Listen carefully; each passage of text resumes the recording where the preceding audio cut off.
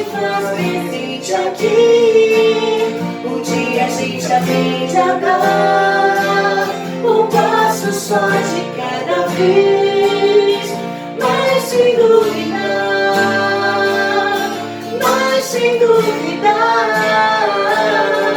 Ele continua sendo bom.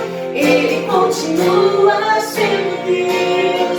Ele continua sendo bom. Ele continua sendo Deus.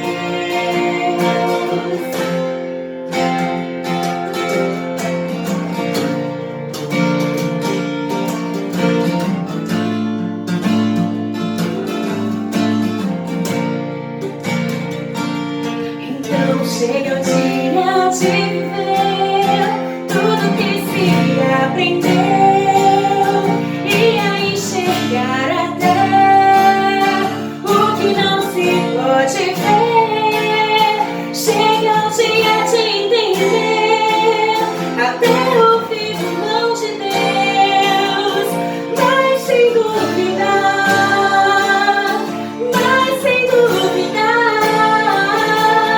Ele continua sendo bom.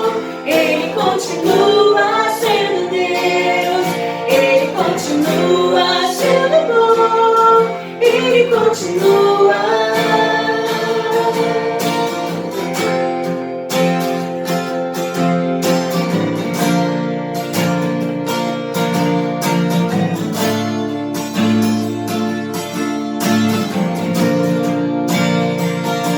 Um dia a gente aprende a confiar em um Deus que faz milagres, que ouve a nossa oração, que se faz presente aqui.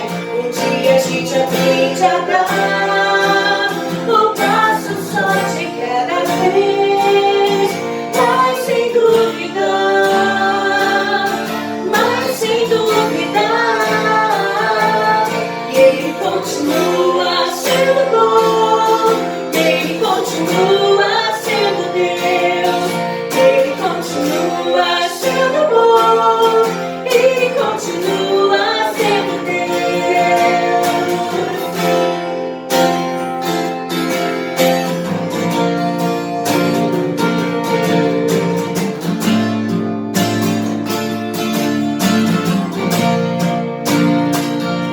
Então chega o dia de viver tudo que se aprendeu e aí chegar até o que não se pode ver. Chega o dia de entender até ouvir o não de Deus. Mas sem duvidar,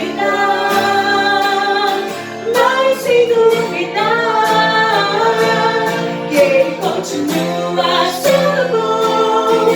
Ele continua sendo Deus. Ele continua sendo bom. Ele continua.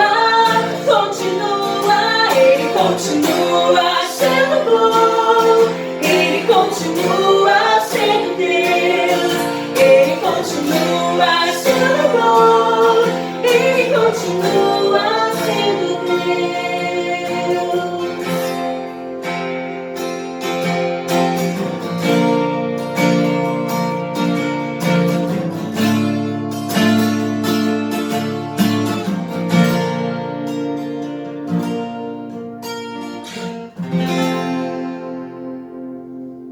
Boa noite, irmãos, que a graça e a paz do nosso Senhor Jesus esteja com cada um de vocês. Espero que todos estejam bem, estejam aí em casa, reunidos em família para assistir mais um culto, que também estejam cumprindo com as normas também, para que logo mais a gente passe por essa fase e esteja junto de novo, podendo ter um culto aqui, todo mundo junto, poder dar aquele abraço gostoso depois do culto também, né? Convido cada um a abrir a sua Bíblia no Salmo 91, um salmo muito conhecido, muito lido também, que tem o título Sobre a Sombra do Altíssimo. Então vamos ler lá, Salmo 91. O que habita no esconderijo do Altíssimo e descansa à sombra do Onipotente, diz ao Senhor: meu refúgio e meu baluarte, Deus meu em quem confio. Pois ele te livrará do laço do passarinheiro e da peste perniciosa. Cobrir-te-á com as suas penas, e sobre as suas asas estarás seguro. A sua verdade é pavês e escudo. Não te assustarás do terror noturno, nem da seta que voa de dia, nem da peste que se propaga nas trevas, nem da mortandade que assola ao meio-dia. Caiam 1000 ao seu lado e 10.000 à tua direita, tu não serás atingido. Somente com os teus olhos contemplarás e verás o castigo dos ímpios. Pois disseste: o Senhor é o meu refúgio, e fizeste do Altíssimo a tua morada. Nenhum mal te sucederá, praga nenhuma chegará à tua tenda, porque aos seus anjos dará ordens a teu respeito, para que te guardem em todos os teus caminhos. Eles te sustentarão nas suas mãos, para não tropeçares em alguma pedra. Pisarás o leão e a áspide, calçarás aos pés o leãozinho e a serpente, porque a mim se apegou com amor, eu o livrarei. Pô-lo-ei a salvo, porque conhece o meu nome. Ele me invocará e eu lhe responderei. Na sua angústia eu estarei com ele. Livrá-lo-ei e o glorificarei. Saciá-lo-ei com longevidade e lhe mostrarei a minha salvação. É um salmo muito bonito e um salmo que exalta o Altíssimo, a grandeza de Deus. E alguns dizem que esse salmo foi escrito num contexto de guerra, num contexto, até porque ele cita setas, que seriam flechas, seriam esse tipo de armas de guerra, e também pestes, que eram coisas comuns, né, em meio à guerra, né, em meio à sujeira de uma guerra. E não é um contexto tão diferente do que a gente tem passado hoje com relação a essa pandemia, com relação ao corona. Mas é um salmo que me fez pensar muito, principalmente por conta de 2 versículos. O versículo 9 que diz: o Senhor é o meu refúgio, fizeste do Altíssimo a sua morada. E o versículo 15, que ele fala: ele me invocará e eu lhe responderei. Na sua angústia eu estarei com ele, livrá-lo-ei e o glorificarei. São 2 versículos muito bonitos e 2 versículos que mostram como esse Deus ele é pessoal. Como esse Deus, quando a gente faz dele nosso refúgio e a nossa morada, ele é um Deus pessoal, um Deus em que quando a gente busca, a gente encontra. E um Deus que não está assim, parado, assistindo a gente passar por tudo que tem passado, em momentos de angústia, em momentos de dificuldade. Não, é um Deus presente, é um Deus que está ali, é um Deus de amor, é um Deus que com as suas asas cobre cada um de nós que somos seus filhos. Mas esse salmo me fez pensar muito em como a gente tem vivido. No começo dessa quarentena, no começo dessa pandemia, eu tenho quase certeza que muitos se voltaram para Deus e falaram: Deus, é só o Senhor, é só com o Senhor que a gente consegue passar por isso, é só com o Senhor, minha confiança está em Ti. E depois de um tempo, vai passando alguns dias, vai passando algumas semanas, alguns meses, a gente vai acomodando e voltando àquela rotina da correria, mesmo numa rotina que não é a nossa, a gente coloca um tanto de outras coisas e um tanto de outras prioridades, né, para a gente estar fazendo. E deixa Deus de lado, muitas vezes. E quando acontece qualquer outra coisa, uma dificuldade vem, algum problema chega, um problema financeiro, que nessa fase muitos têm enfrentado, um problema de saúde, seja uma gripe, seja o que for, já traz aquela preocupação, a gente se volta para Deus de novo. E é legal de ver porque quando se coloca Deus como a sua morada, o seu refúgio, isso não é só para momentos de dificuldade, mas é para momentos também de alegria. Deus continua sendo o seu refúgio e a sua fortaleza, independente de coronavírus, independente de paralisação, independente de tudo. Porque Ele é seu Deus, é em quem você confia. E é isso que a gente deve fazer, colocar Deus como centro da nossa vida, o nosso refúgio, a nossa fortaleza. Ele prometeu guardar cada um de nós. Deus sempre está com cada um de nós, mas isso não quer dizer que a gente não vai passar dificuldade.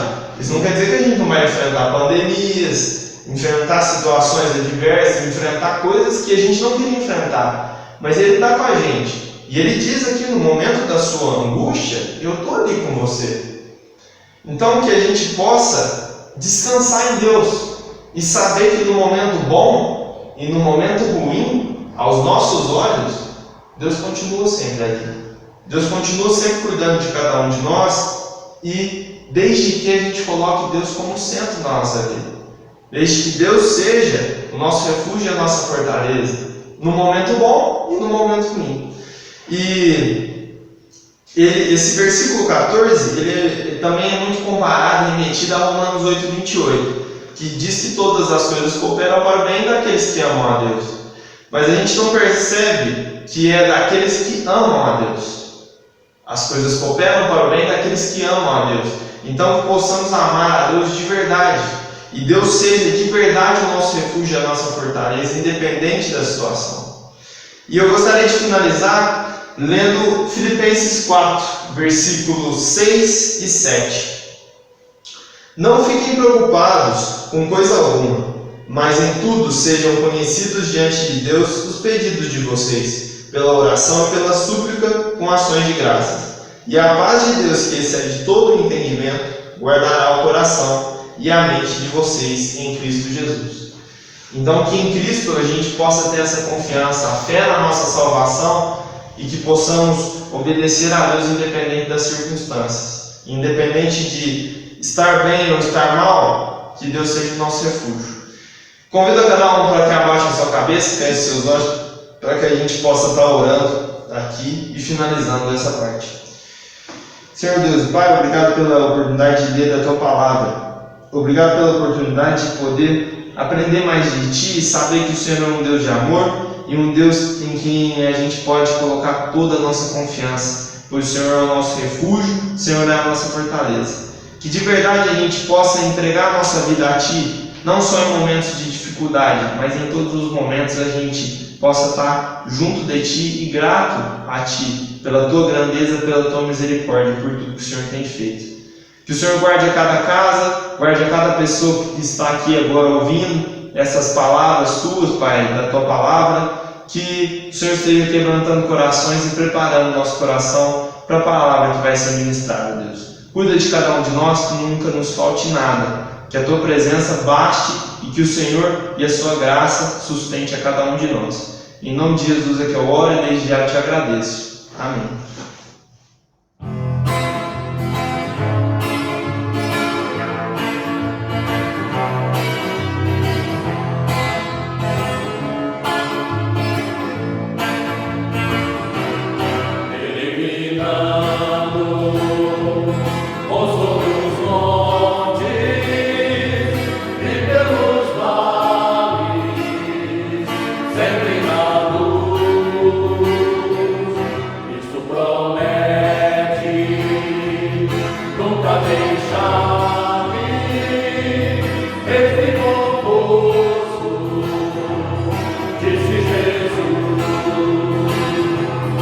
Brilho celeste.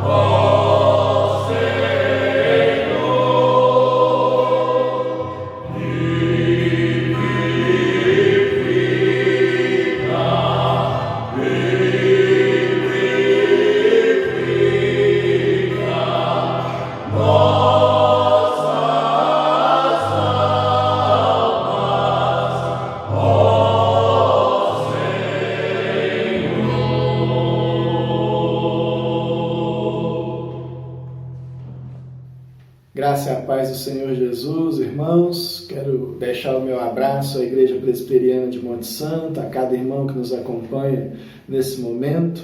Agradecer a Deus a vida do reverendo Paulo Paiva e louvar a Deus pelo privilégio que Ele me dá agora de compartilhar com os irmãos desse momento de comunhão, desse momento de culto a Deus. Louvo a Deus pela vida dos irmãos e deixo aqui o meu abraço, o abraço da Igreja Presbiteriana do Moarama também, a cada um dos irmãos, no nome de Jesus.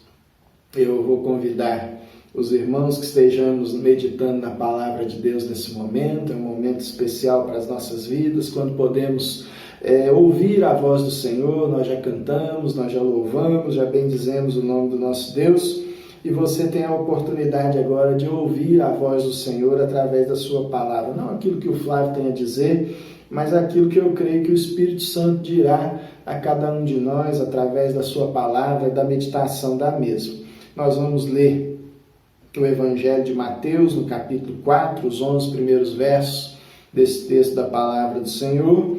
E nós vamos falar um pouco sobre a sedução de Satanás, as estratégias de sedução de Satanás em relação àqueles que andam na presença de Deus, àqueles que creem no Senhor Jesus. É um texto relativamente conhecido, por muitos irmãos e muitas pessoas, mas é um texto que nos revela, através dos detalhes dele, da riqueza de detalhes desse texto, ele vai nos revelando aqui essas estratégias satânicas e, ao mesmo tempo, vai nos revelando também as estratégias de Jesus para que vençamos as tentações, para que fortaleçamos as nossas vidas diante de Deus. Vamos ler a palavra do Senhor, Evangelho de Mateus, capítulo 4, os versos de 1 a 11 dizem assim: A seguir foi Jesus levado pelo Espírito ao deserto para ser tentado pelo diabo.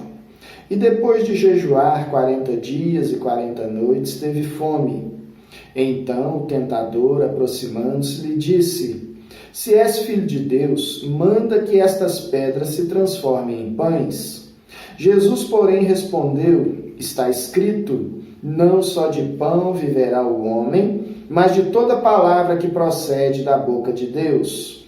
Então o diabo o levou à cidade santa e colocou-no sobre o pináculo do templo e lhe disse: Se és filho de Deus, atira-te abaixo, porque está escrito: Aos seus anjos ordenará a teu respeito que te guardem, e eles te sustentarão nas suas mãos, para não tropeçares em alguma pedra.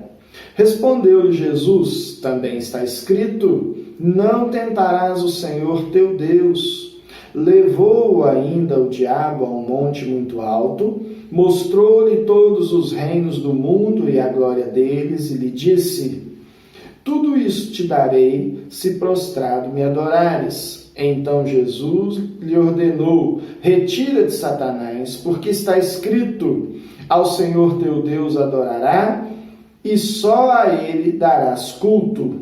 Com isto, o deixou o diabo, e eis que vieram os anjos e o serviam. Louvado seja Deus por sua palavra lida. E eu vou convidá-lo agora que estejamos orando, buscando a presença do Senhor, pedindo a Ele que fale ao nosso coração através do seu Espírito Santo. Oremos a Deus. Pai bendito, Deus amoroso, de graça e de misericórdia, agora nos colocamos na Tua presença, ó Pai, clamando a direção do Teu Espírito sobre nós, ó Deus. Agora que lemos a Tua palavra, pedimos, fala conosco, manifesta o Teu querer sobre as nossas vidas. Nós te clamamos, meu Deus, em nome de Jesus, Teu Filho. Amém, Senhor Deus. Louvado seja o Senhor, irmãos. A palavra do Senhor aqui começa nos contando que Jesus foi levado pelo Espírito Santo de Deus até o deserto com o propósito de ser tentado pelo próprio Satanás. Isso já de cara mostra pra gente que nem sempre as lutas, as dificuldades, as provações, elas serão tão somente para que nós venhamos enfrentar sofrimentos, tristezas, aborrecimentos, mas que Deus tem propósito nessas coisas, que Deus usa dessas circunstâncias adversas exatamente para nos fortalecer, exatamente para, através delas, aperfeiçoar a nossa fé, aumentar a nossa comunhão com o próprio Deus, a nossa espiritualidade, a nossa alegria de estar na presença dele. A gente só valoriza aquilo que a gente tem diante das perdas, né? Infelizmente o ser humano é assim. Infelizmente as pessoas só passaram a valorizar, por exemplo, o direito de ir e vir, a liberdade de cultuar a Deus, agora que nós estamos nessa situação tão adversa, né? De impedimentos, de privações, de limitações, conforme nós estamos vivendo. Então, às vezes, Deus permite que esses desertos venham sobre a nossa vida, exatamente para que, através dele, obtenhamos o fortalecimento espiritual, o crescimento e aumentemos a nossa comunhão com Deus. Mas o texto nos conta aqui que, no verso anterior, no capítulo anterior, no verso 17, o texto termina dizendo assim, o próprio Deus falando: Este é meu Filho amado, em quem me comprazo, ou seja, em quem eu tenho todo o meu prazer. E o próprio Deus falou isso a Jesus, e agora vem o diabo aqui numa situação recorrente, dizer a Jesus: se és filho de Deus, manda que essas pedras se transformem em pães. Se és filho de Deus, atira-te abaixo, e assim por diante. Na realidade, irmãos, nós vemos aqui a estratégia de Satanás tentando jogar por terra aquilo que é a palavra de Deus a nós. O valor da palavra de Deus a mim e a você. Nós fomos chamados por Deus a andar segundo a sua palavra, segundo o seu propósito, segundo aquilo que Ele nos ensina nesta palavra.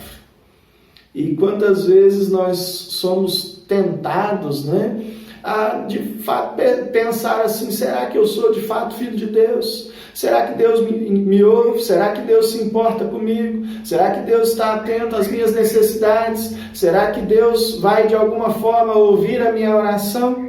Quantas vezes eu e você somos colocados diante de questionamentos como esse, irmãos, e nós não podemos dar ouvidos a essas vozes, mas ouvirmos a voz de Deus que nos diz: este é meu filho amado, em quem eu tenho todo o meu prazer, louvado seja o nome do Senhor. Mas eu quero me atentar com você aqui a respeito das estratégias de sedução de Satanás em relação a Jesus. Jesus foi levado para o deserto.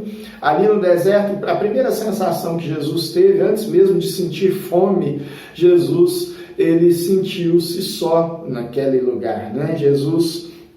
Ele experimentou a solidão daquele terreno árido, daquele local inóspito, e de estar ali sem uma companhia, como muitos de nós talvez estejamos agora nesse período de quarentena, nesse período de enfrentamento aí dessa pandemia, conforme nós temos acompanhado na vida de muitos. Mas o que fica para nós aqui como primeira lição, e eu gostaria que você atentasse extremamente nesse sentido, é que embora Jesus estivesse só, nem toda companhia, querido, é desejável.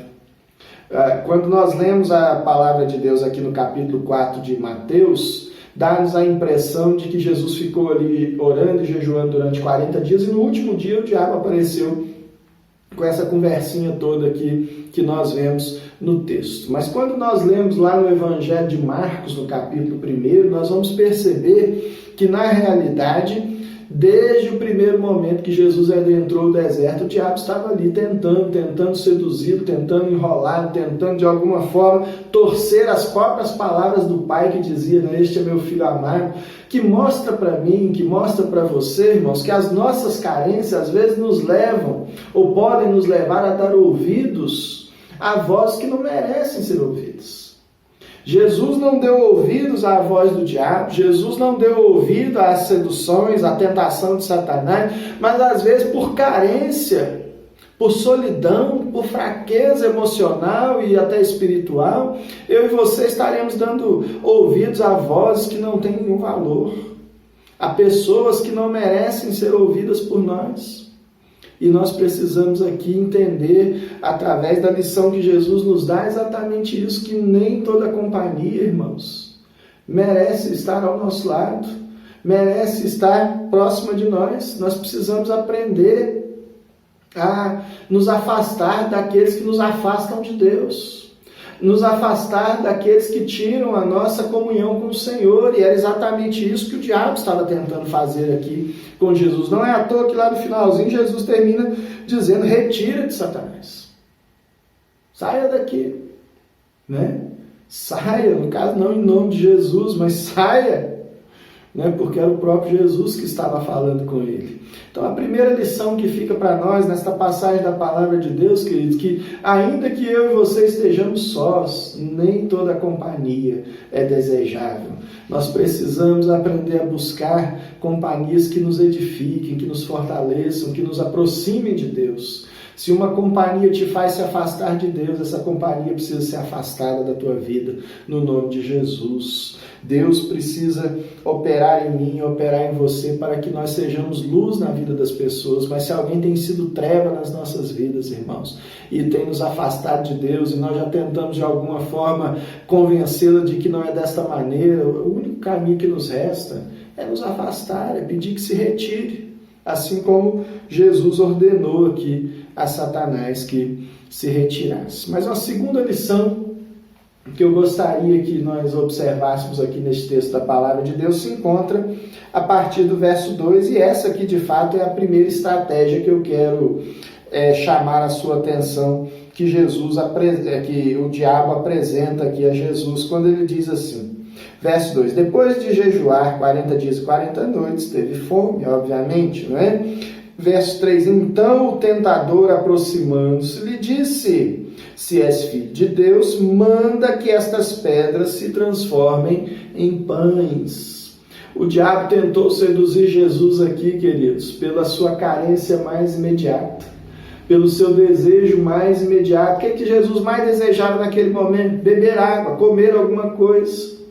Se és filho de Deus, transforma pedra em pães. Transforma a tua própria realidade. E é exatamente este aqui, irmãos, o primeiro modo pelo qual o diabo tenta nos seduzir, através dos nossos desejos mais básicos, mais prementes, mais carnais. O diabo tenta nos convencer, tenta nos seduzir, tenta nos atrair por aquilo que comemos, por aquilo que bebemos, por aquilo que desejamos, pelos nossos prazeres, por aquilo que é mais carnal, mais material. É a primeira estratégia do diabo. Ele vai tentar te seduzir pelo dinheiro, ele vai tentar te seduzir pelas relações de paixão, ele vai tentar te seduzir dessa forma. Mas a resposta de Jesus aqui para nós é o que é mais importante. É a forma pela qual Jesus reage que nós devemos de fato atentar. Jesus no verso 3, no verso 4 diz assim: respondeu Jesus, está escrito, não só de pão viverá o homem, mas de toda a palavra que procede da boca de Deus. Sabe o que Jesus está dizendo aqui para o diabo, queridos?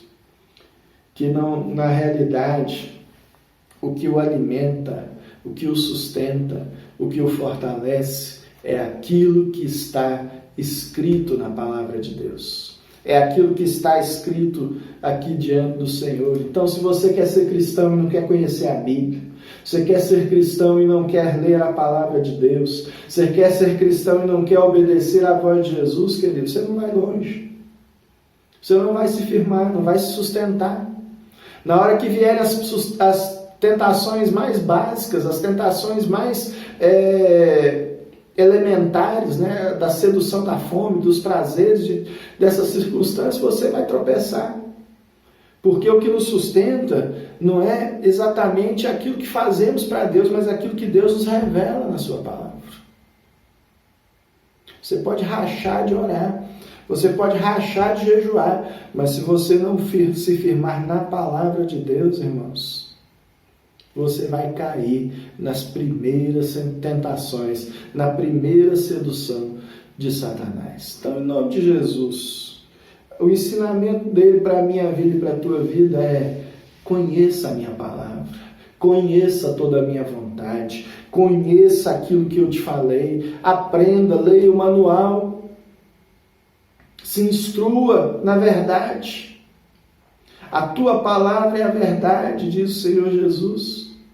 A palavra de Deus é o que nos santifica, diz o Senhor Jesus lá no Evangelho de João. Santifica-os, ó Pai, ele ora ao Pai na tua palavra. A tua palavra é a verdade.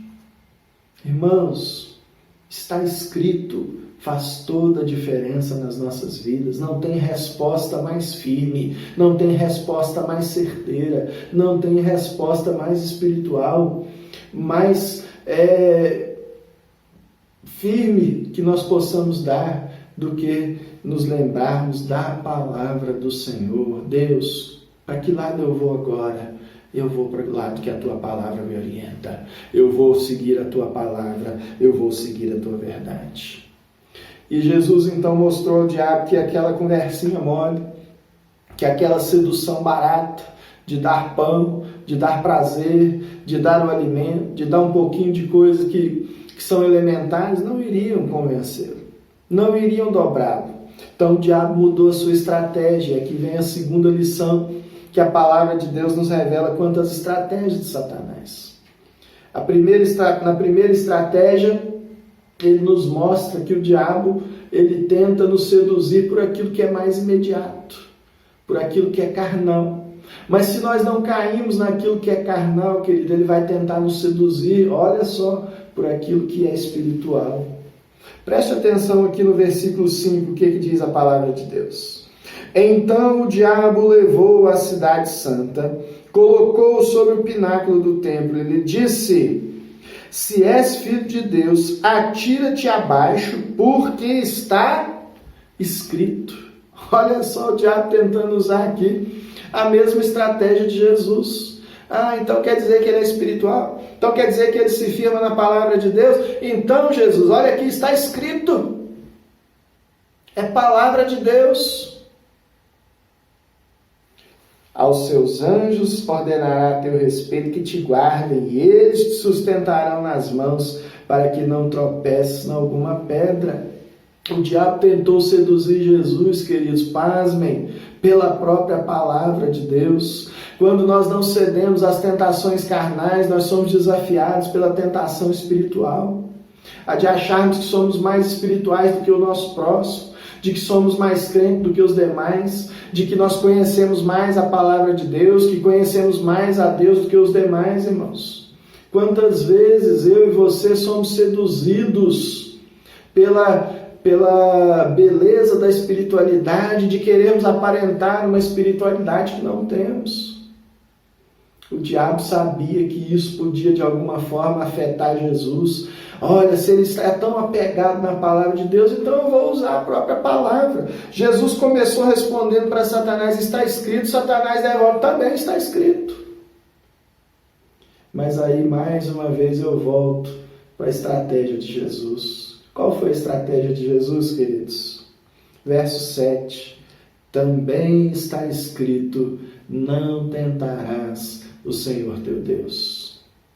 Sabe, irmãos, muitas vezes nós somos seduzidos por teologias, por doutrinas vãs, doutrinas de homens, coisas que não estão na palavra de Deus e que nós queremos impor sobre as pessoas como se isso nos tornasse mais espirituais do que elas. É de onde surge, por exemplo, o legalismo, de onde surgem as falsas doutrinas, de onde surgem os falsos ensinos que nos seduzem, que nos atraem e que nos fazem aparentemente mais espirituais do que os nossos próximos, mais cheios de fé, mais santos, mais poderosos espiritualmente do que o nosso próximo.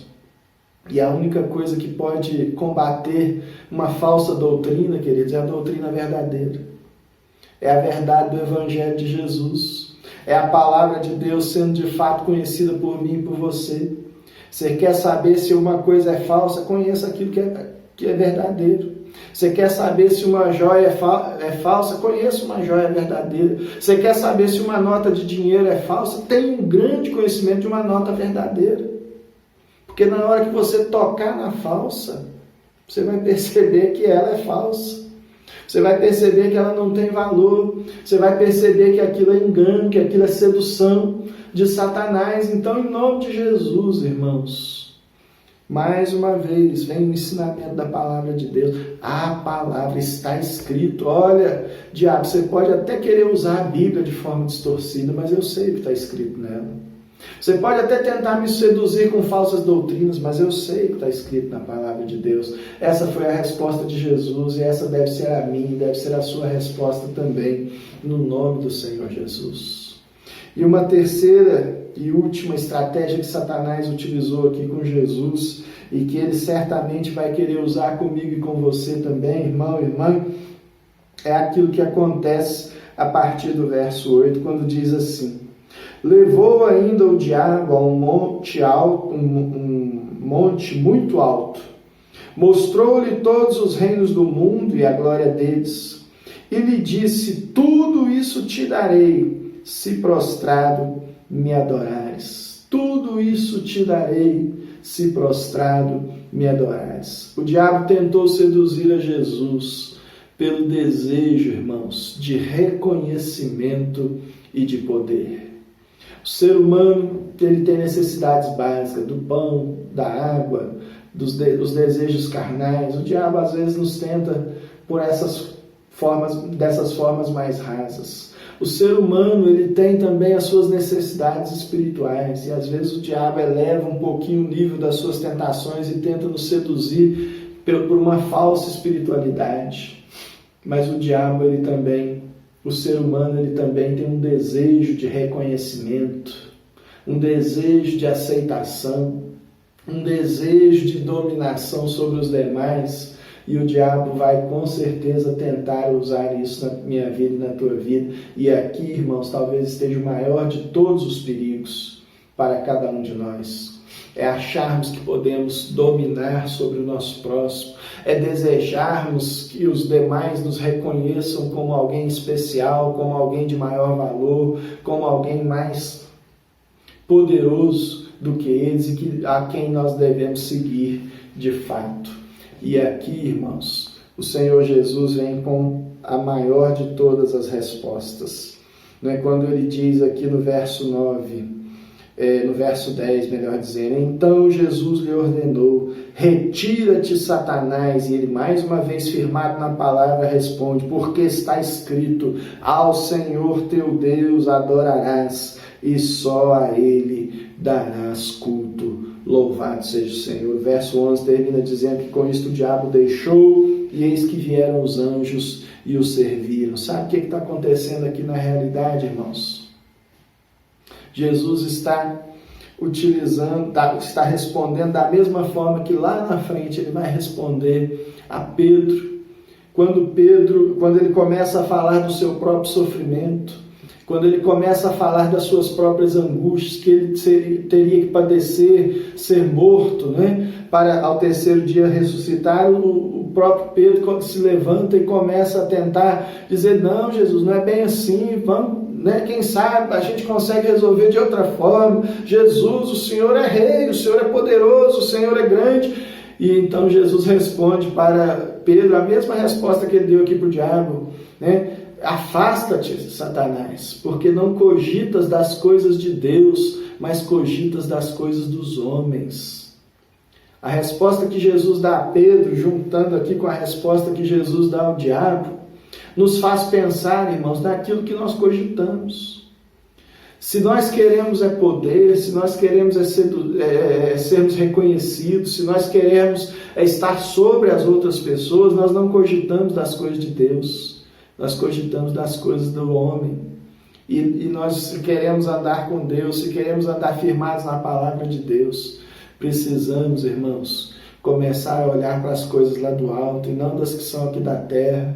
Começarmos a dar valor àquilo que Deus dá valor e não aquilo que humanamente tem valor. A começarmos a compreender, irmãos, que aquilo que é grande aqui do mundo, para Deus não tem valor nenhum.